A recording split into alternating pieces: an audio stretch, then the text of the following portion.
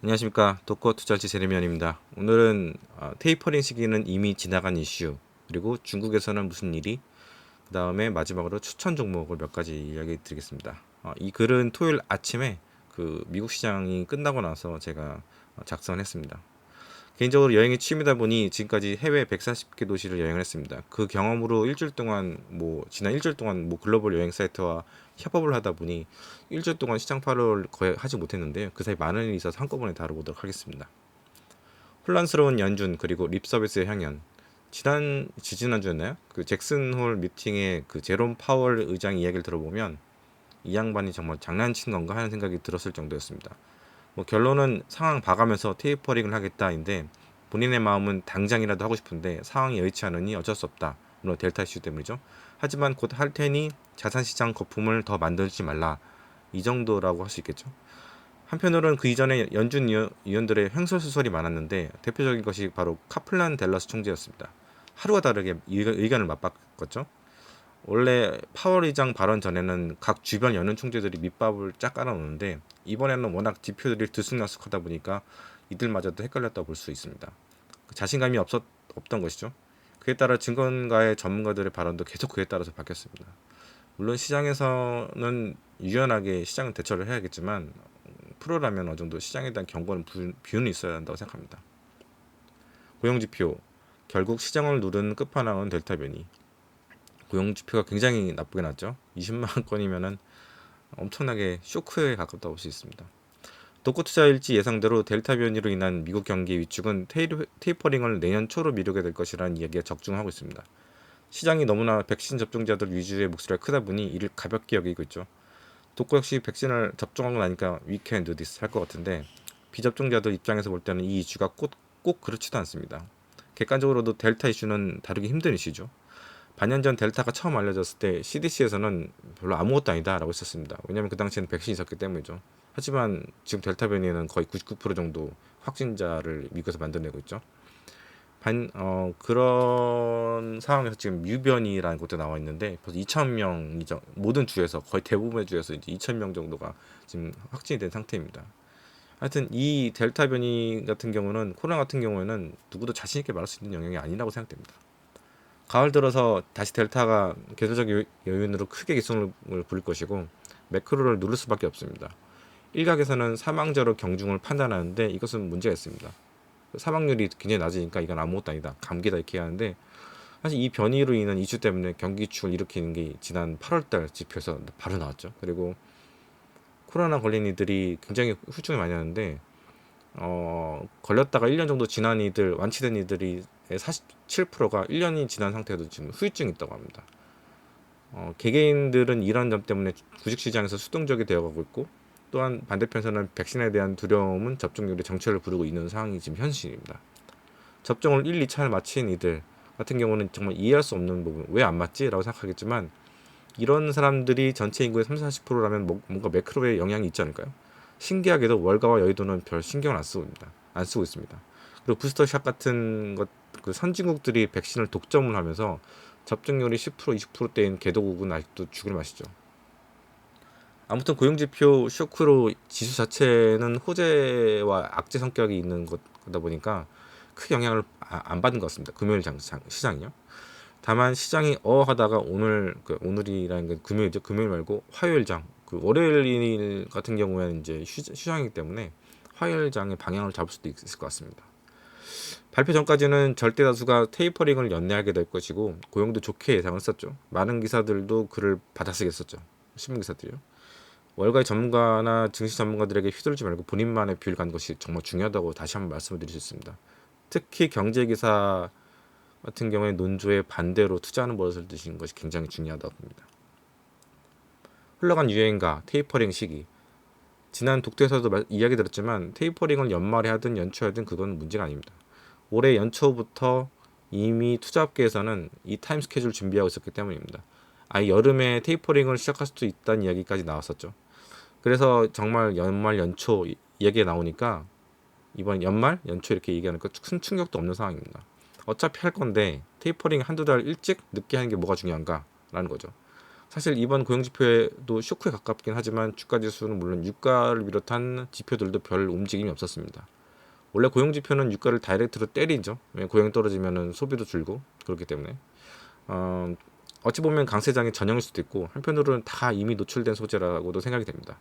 솔직히 올해 가장 많이 들은 이야기가 인플레이션이고 그 다음에 테이퍼링이었습니다. 중국의 인구가 줄고 있다.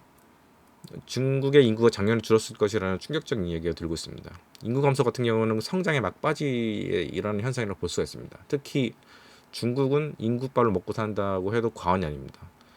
내수가 굉장히 크다는 얘기죠. 만약 미국이나 인도네시아 같은 2, 3억대 인구였다면 미국은 중국을 별로 신경 쓰지는 않았을 것입니다.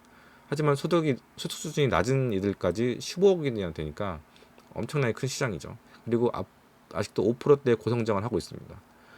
중국의 한국과의 경제 규모 격차가 점점 벌어지고 있고 그에 반해서 중국과 미국의 격차는 점점 줄어들고 있다고 하면 가슴이 확 와닿으시겠죠.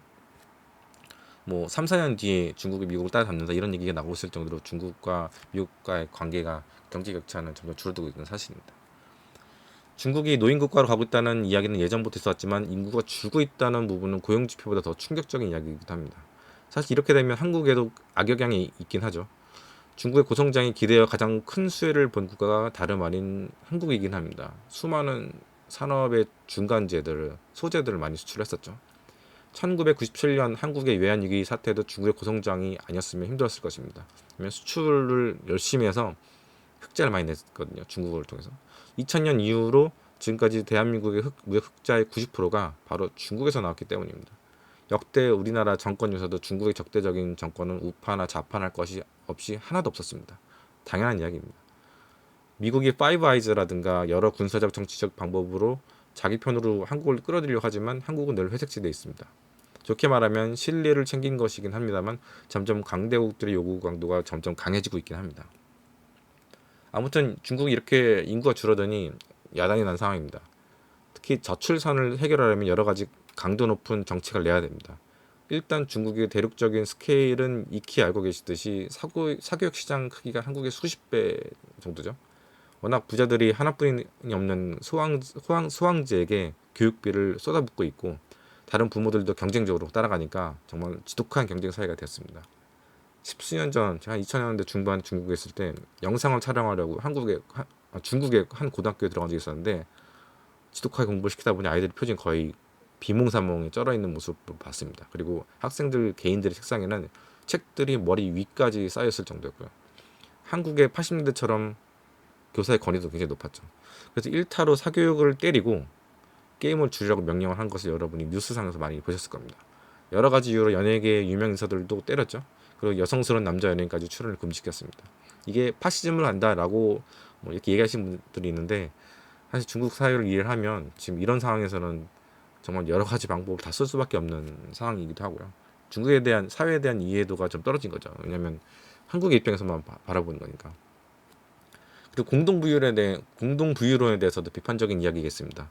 하지만 완벽한 공동부유가 아니더라도 at least they can try라고 할 수가 있습니다. 해갈 수가 있습니다. 성장이 조금 희생되어도 내실을 위해서 몇 년은 감수하면서 빈부격차를 어느 정도 줄일 수 있다고 생각한 거죠. 물론 100% 공동부유 다 평등한 사회가 되는 것은 아닙니다. 한국이 지난 1997년 IMF 체제에 들어가고 긴축에 들어가면서 강도 높은 구조조정과 빅딜 그리고 허리띠 졸라매기를 했던 것을 떠올려 보시기 바랍니다. 이후 성장은 조금 떨어졌어도 한국 경제는 견실해졌습니다. 기업 부채 비율이 확 떨어졌죠. 중국도 그러한 시기가 왔다고 보는 것입니다. 지금까지는 중국은 일정 부분에서 컨트롤이 안 되는 상황이었는데 이를 바로잡겠다는 거죠. 어찌 보면 빈부격차는 모든 나라들의 골머리이기도 합니다.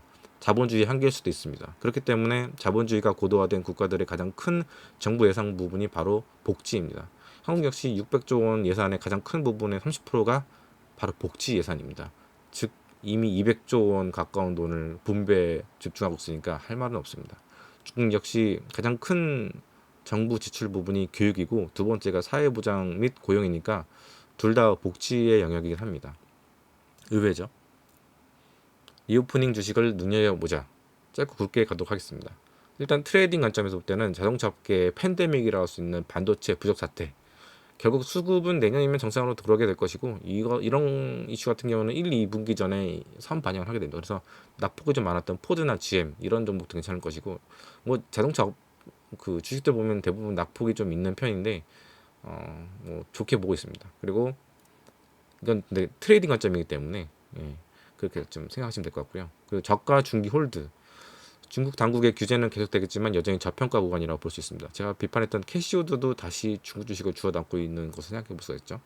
내년 초까지 지금부터 반년간 주가 추이에 1회 1비하지 말고 가져가시기 바랍니다. 기고만장했던 회장님들이 다 알아서 기고 있는 상황입니다. 중국의 그 빅테크 관련 주식들이 그렇다는 거죠. 그래서 핀토토나 JD.com, 바이도 이런 애들은 괜찮을 것 같습니다. 그리고 리오프닝 주식 제가 좀 주의 있게 보자고 했었는데 제 개인적으로 10월부터 이제 터키 여행, 터키 한 뭐 한 달 정도 있을 것 같은데 여행 중독자에게 지난 1년 반의 국내 격리는 정말 고문이었습니다. 다시 여행 이야기가 돌기 전에 여러분들은 이런 관련주들을 입도 선멸하시면 좋을 것 같습니다. 그래서 에어비앤비 그리고 스피릿 에어라인이라고 해서 이제 미국의 국내선 위주의 항공사가 있고 그리고 온라인 여행 관련주 예약 관련주 트립 어드바이저리 같은 그런 종목들도 한번 눈여겨보시면 좋을 것 같습니다. 불타는 수익률의 가장 중요한 땔감은 바로 시간입니다.